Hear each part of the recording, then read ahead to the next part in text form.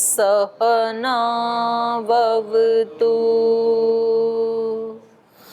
सहनौ भुनक्तु सह वीर्यं करवावहै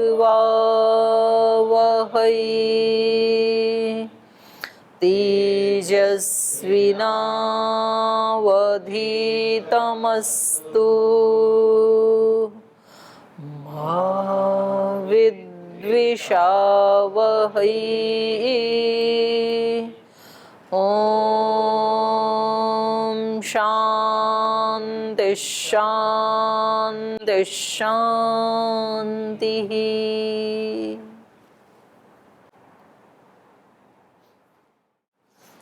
प्रत्यक्ष प्रमाण के बारे में पढ़ रहे थे, तो उसके जो विशेषण दिए हैं, प्रत्यक्ष किसको कहते हैं?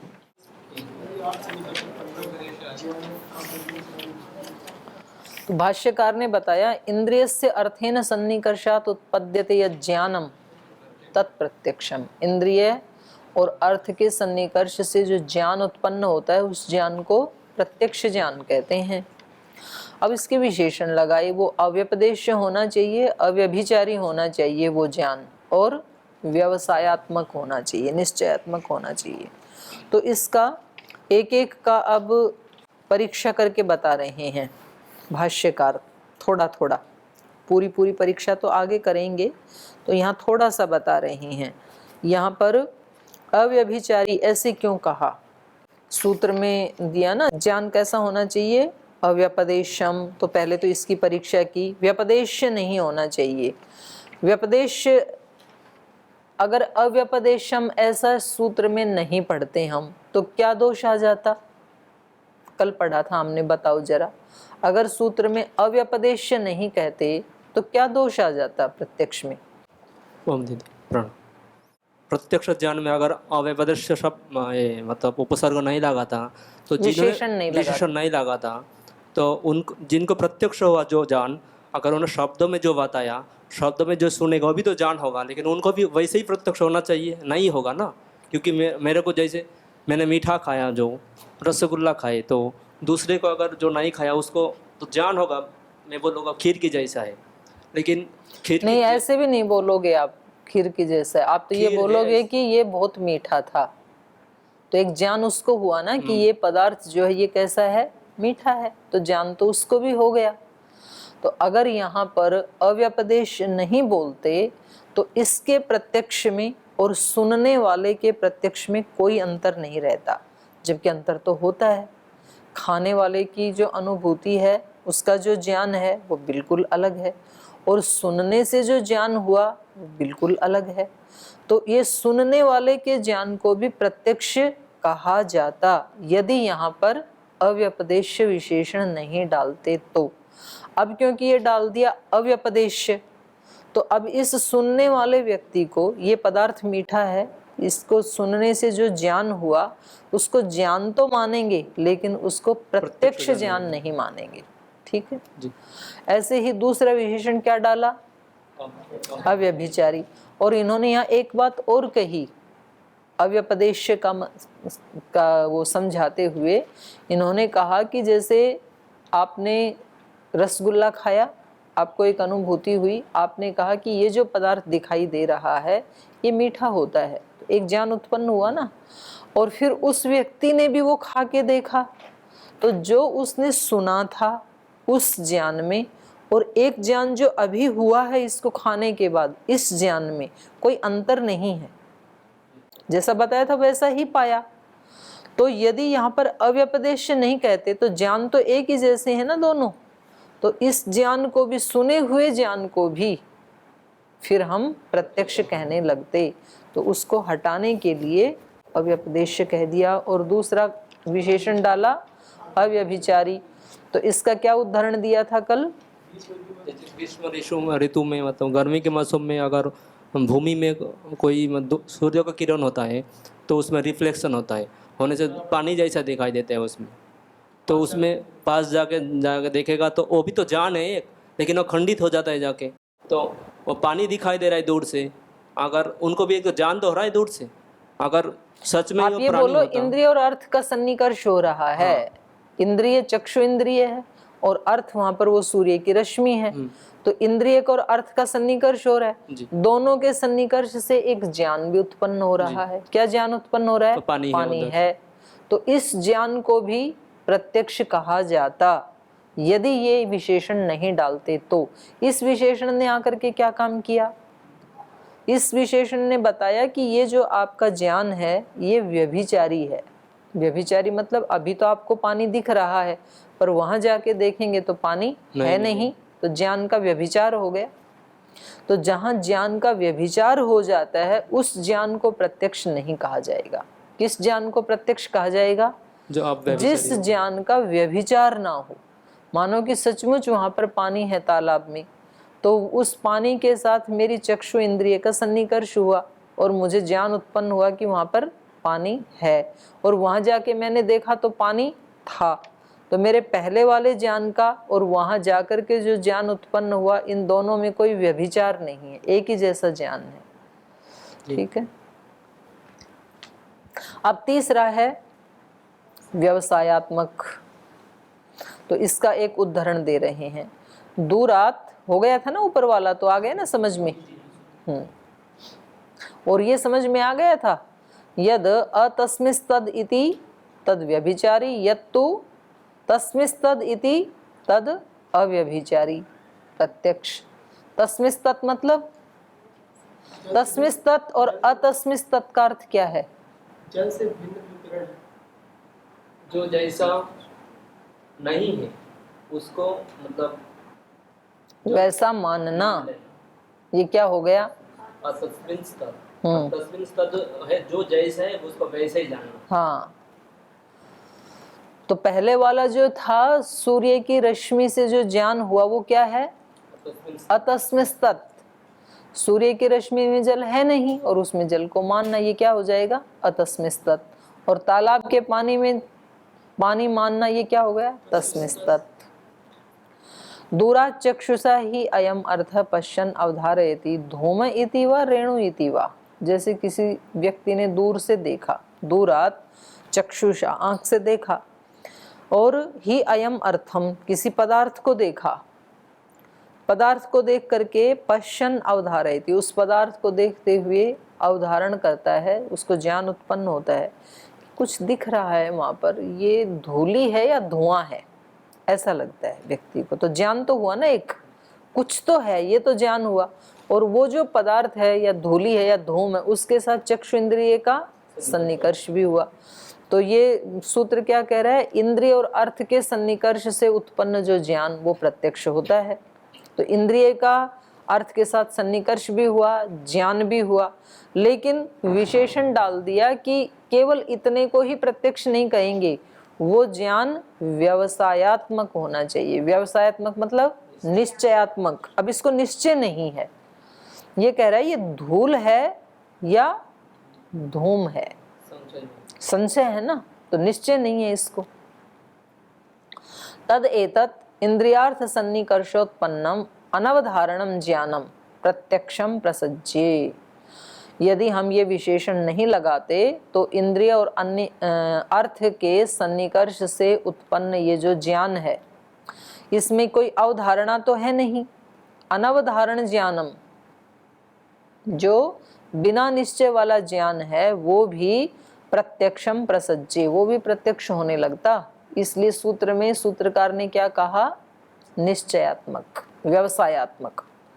इत्यतः आह, इसलिए यहाँ पर ऋषि ने कहा व्यवसायात्मकम इति, वो ज्ञान व्यवसायात्मक निश्चयात्मक भी होना चाहिए। उसको निश्चय होना चाहिए कि ये धूम ही है, धूली नहीं है, या धूली है, धूम नहीं है। संशय की स्थिति में नहीं रहना चाहिए।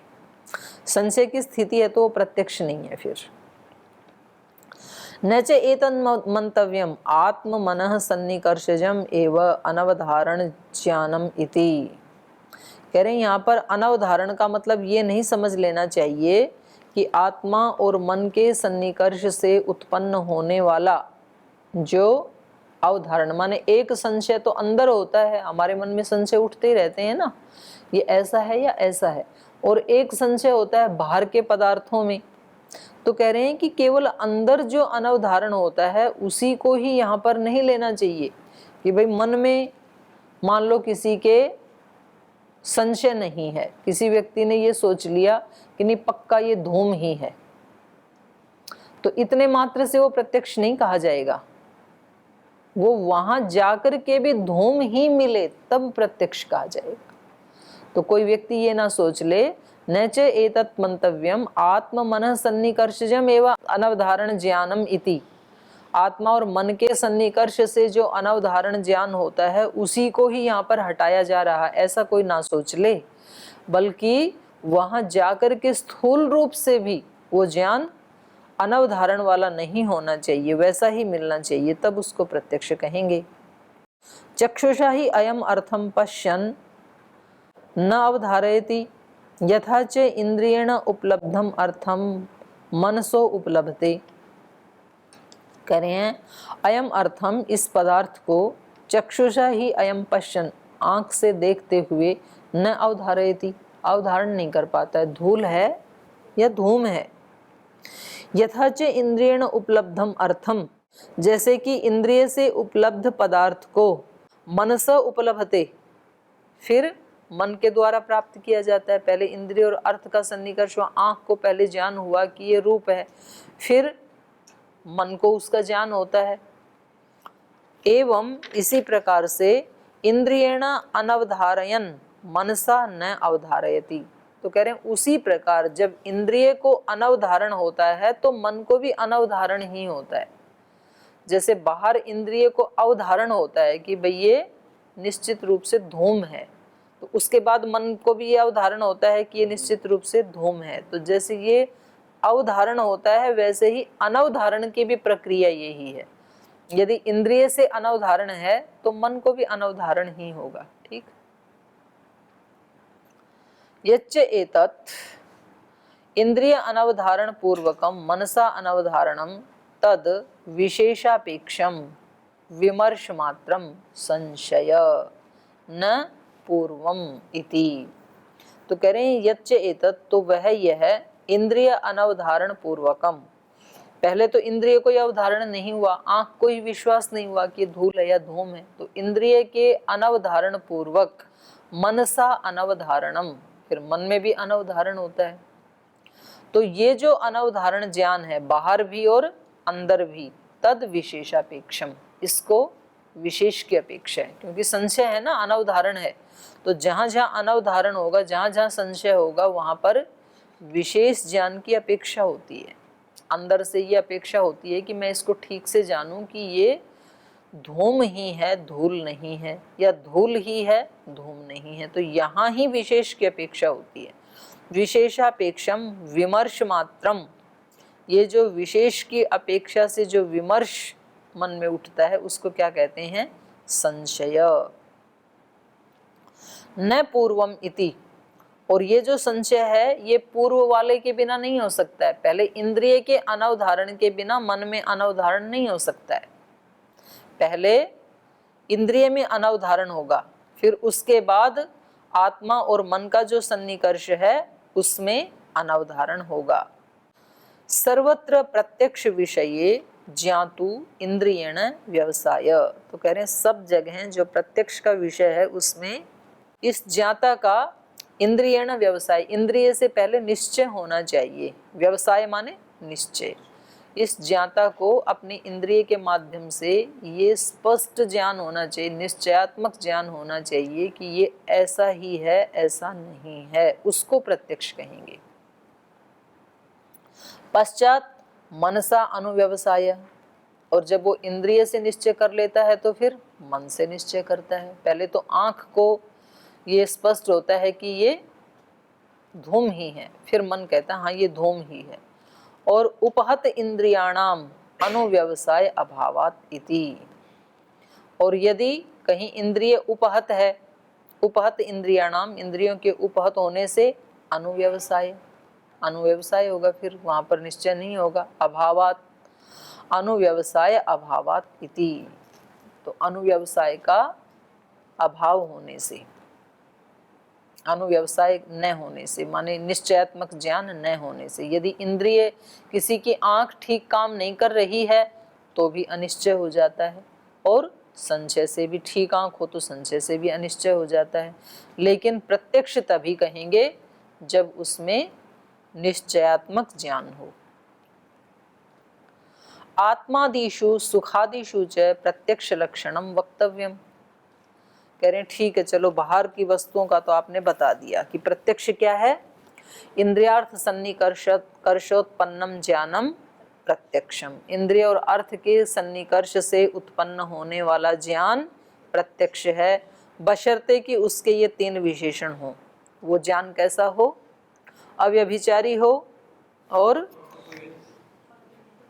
अव्यपदेश हो, अव्यभिचारी हो और व्यवसायात्मक हो, तो हम उसको प्रत्यक्ष मान लेंगे। अब ये कह रहे हैं कि चलो ये तो ठीक है, पर जो सुख दुख की अनुभूति होती है उसमें तो इंद्रिय और अर्थ का सन्निकर्ष नहीं होता है, लेकिन व्यक्ति को उसका प्रत्यक्ष तो होता है। सुख का भी प्रत्यक्ष होता है, दुख का भी प्रत्यक्ष होता है।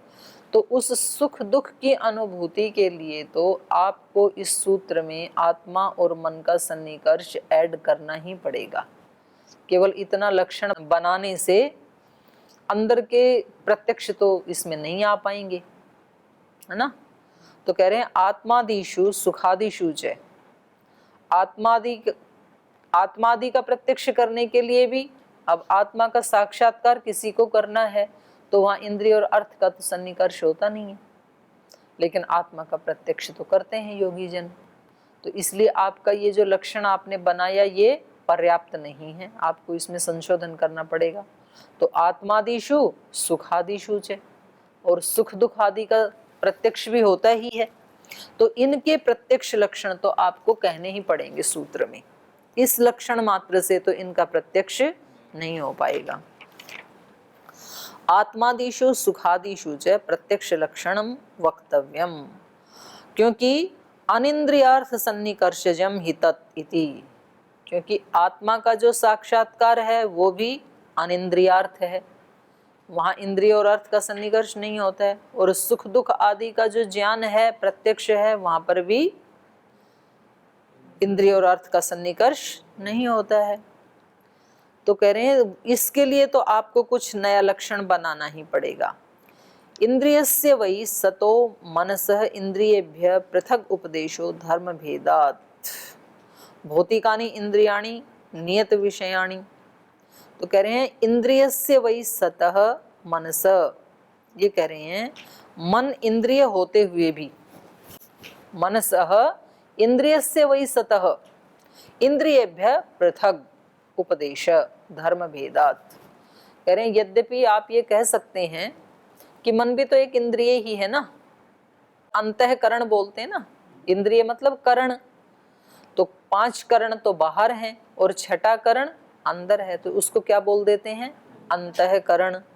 तो कह रहे हैं इंद्रिय से वही सतह मनस, मन के इंद्रिय होते हुए भी, क्योंकि यहाँ पर सूत्रकार क्या उत्तर दे सकता है कि मन और आत्मा का जो सन्निकर्ष होता है उससे जो ज्ञान उत्पन्न होता है सुख दुख आदि का, तो उसके लिए नया लक्षण बनाने की कोई आवश्यकता नहीं है, क्योंकि मन भी इंद्रिय है और हमने लक्षण क्या बनाया है, इंद्रिय और अर्थ का सन्निकर्ष। तो मन का सन्निकर्ष होता है ये सुख दुख के साथ, तो कोई जरूरत नहीं है। इंद्रिय से वही सतह मनस, इंद्रिय भी पृथक उपदेश है, लेकिन कह रहे हैं आप ऐसा नहीं कह सकते हैं, क्योंकि मन को इंद्रियों में नहीं गिना है। मन को क्या गिना है, इंद्रियां तो 10 ही गिनी हैं और मन को उनसे अलग गिना है 11। जब इंद्रियों की गणना होती है तो 11 इंद्रियां कही जाती हैं कि 10? शास्त्र के हिसाब से 11 बोलते हैं,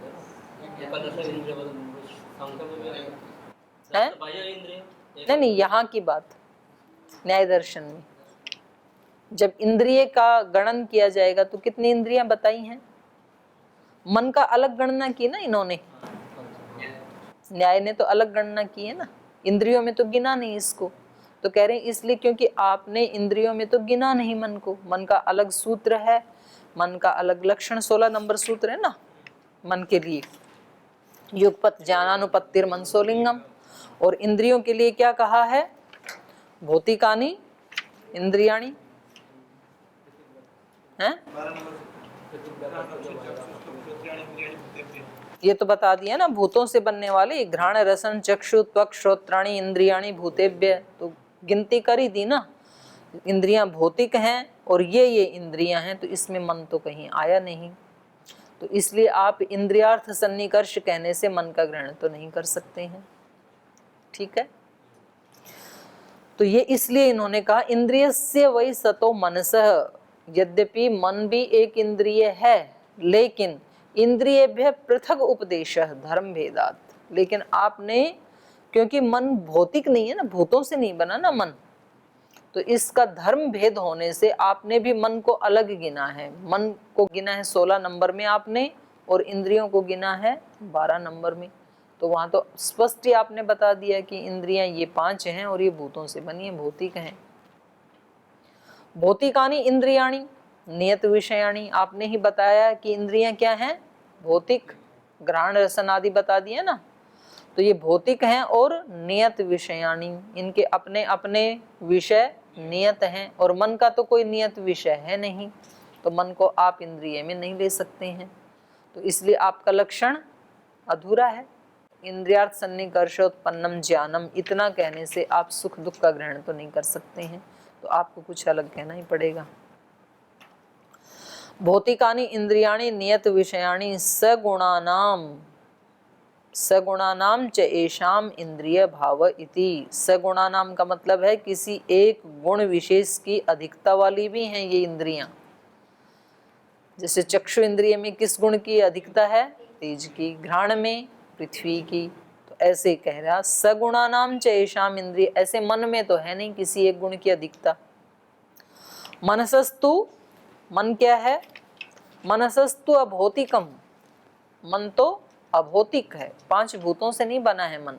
सर्व विषयम च, और उसका कोई अपना एक नियत विषय भी नहीं है, बल्कि क्या है, मन सर्व विषय वाला है। तो इसलिए मन को आप इंद्रियों में शामिल नहीं कर सकते हैं। न अस्य सगुणस्य इंद्रिय भाव इति, क्योंकि इसका ना तो कोई विशेष गुण है और ना ही इसका कोई एक अपना नियत विषय है।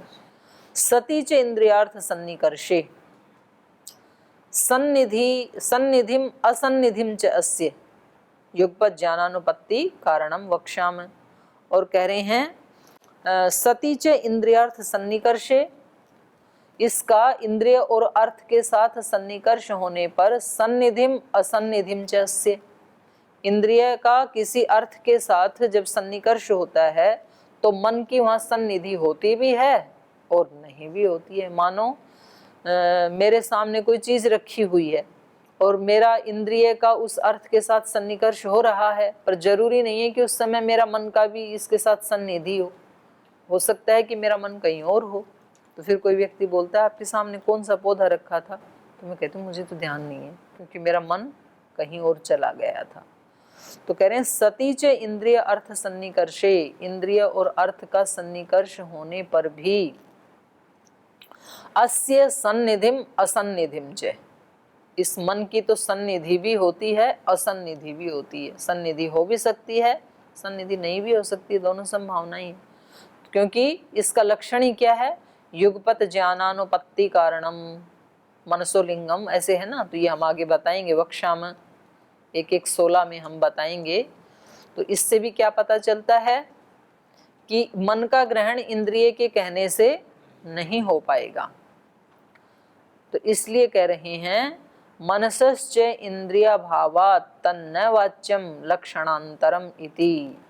अब ये कह रहे हैं समाधान देने वाले जो सिद्धांती हैं वो समाधान दे रहे हैं। कह रहे हैं मनसश्च इंद्रिय भावात्, कह रहे हैं नहीं, बेशक आपने ये जो सारी समस्याएं बताई हैं ये ठीक हैं, लेकिन तो भी मन भी तो एक इंद्रिय है। मनसश्च इंद्रिय भावात् तन्न वाच्यम लक्षणांतरम, मन के भी इंद्रिय होने से यहाँ अलग लक्षण करने की आवश्यकता नहीं पड़ेगी। क्यों नहीं पड़ेगी? तंत्र तंतांतर समाचरात् चेतत प्रतीतव्यम इति। कह रहे हैं ठीक है, यहाँ भले ही हमने इसका अलग लक्षण किया है, लेकिन वैशेषिक दर्शन में हमने मन को इंद्रिय कहा है, वैशेषिक दर्शन में मन को भी इंद्रिय के साथ ही ग्रहण कर लिया है और सांख्यादि में भी कर लिया है, तो वो इंद्रिय में ही आ जाएगा। तो इसलिए कहा मनसश्च इंद्रिय भावा तन्न वाच्यम लक्षणांतरम, अलग से कोई लक्षणांतर नहीं करना पड़ेगा, तंत्रांतर दूसरे तंत्र में माने दूसरे शास्त्र में अर्थात सांख्य और वैशेषिक में। एतत् प्रत्येतव्यम, मन को भी इंद्रिय कहा है वहां पर, तो मन को भी इंद्रिय कहा है तो इंद्रियार्थ सन्निकर्षोत्पन्नम ज्ञानम प्रत्यक्षम इति पूर्णम अस्ति न तो अपूर्णम। तो कह रहे हैं पर मतम अप्रतिसिद्धम अनुमतम इति ही तंत्र युक्ति, तंत्र की युक्ति क्या है? पर मतम अप्रतिसिद्धम, किसी दूसरे के मत को यदि हमने प्रतिषेध नहीं किया तो इसका मतलब क्या है? हमने स्वीकार कर लिया। तो हमने कहीं भी सांख्य और वैशेषिक का खंडन तो किया नहीं दूसरे के मत का। पर मतम अप्रतिसिद्धम अनुमतम, उसको हमने स्वीकार ही कर लिया, हमने मान ही लिया है। ऐसा ही तंत्र की युक्ति है, ऐसा ही तंत्र का स्वरूप है, शास्त्र का स्वरूप है। तो इसलिए यहाँ पर ये प्रत्यक्ष प्रमाण का लक्षण पूरा हो गया। कल फिर अनुमान प्रमाण का लक्षण पढ़ेंगे। आज यहीं विराम लेते हैं। ओम शांति शांति शांति। श्री गुरुभ्यो नमः।